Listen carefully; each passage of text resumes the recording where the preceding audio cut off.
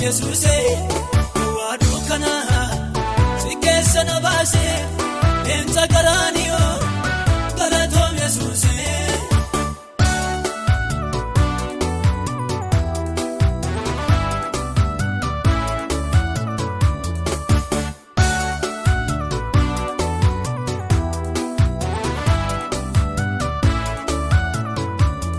Haaloo dafee arguu guyyaa yaadatamu.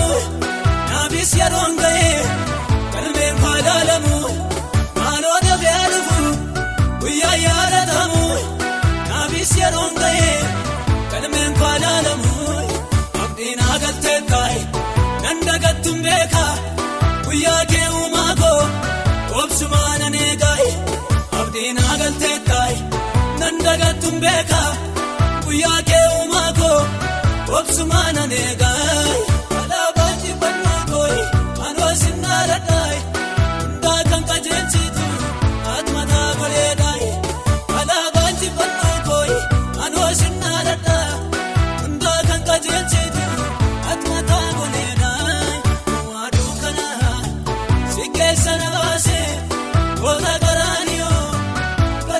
Yesuuse waadu kana sikeessa na baase eenza garaaniyo galatoom Yesuuse.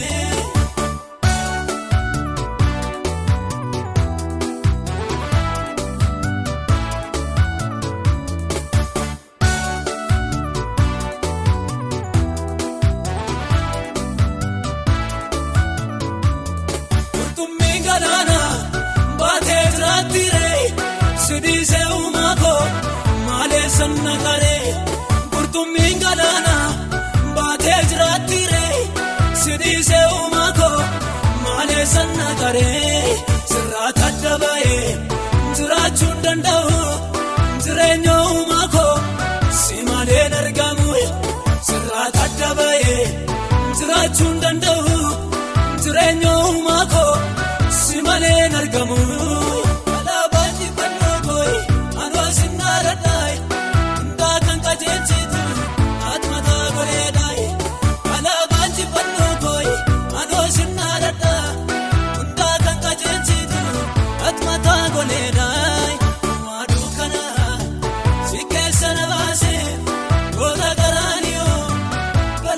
Yesuuse waadu kana sikeessa na baase eenza garaaniyo galatoom Yesuuse.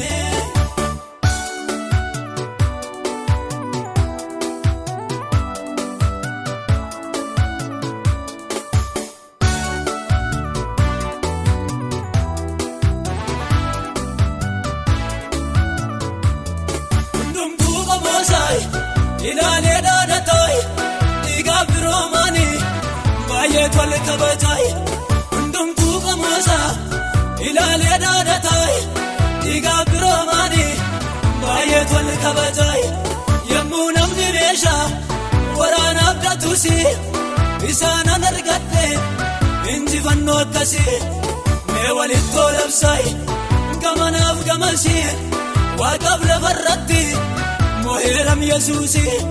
mee walitti labsaayi gamanaaf gamasii omoonduma irratti mo'eeram Yesuusi. mee walitti labsaayi gamanaaf gamasii wanta biraan qabu mo'eeram Yesuusi.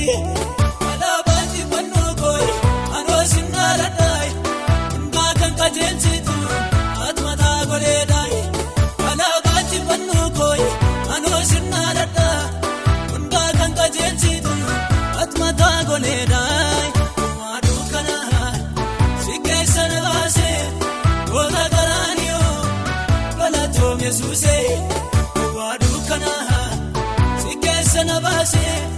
leenca garaani